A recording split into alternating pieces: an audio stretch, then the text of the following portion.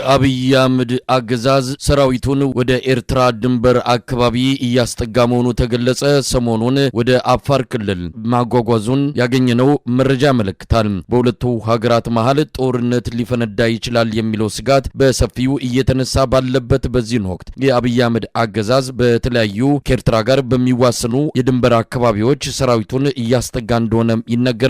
አብይ አህመድ ከኤርትራ ጋር የሚደረገው ጦርነት ከአንድ ቀን በላይ አይወስድም ማለቱም ተመልክቷል። በአንድ ቀን ውስጥ አስመራ እንገባለን ማለቱን በመጥቀስ የአንከር ሚዲያ ምንጮች ያደረሱን መረጃ ያመለክታል። ሰሞኑን ከወታደራዊ መኮንኖች ጋር ውይይት ያደረገው አብይ አህመድ ጦርነቱ ብዙ ጊዜ የሚፈጅ አይደለም፣ በአንድ ቀን ውስጥ እናጠናቅቀዋለን ማለቱን ለማወቅ ተችሏል።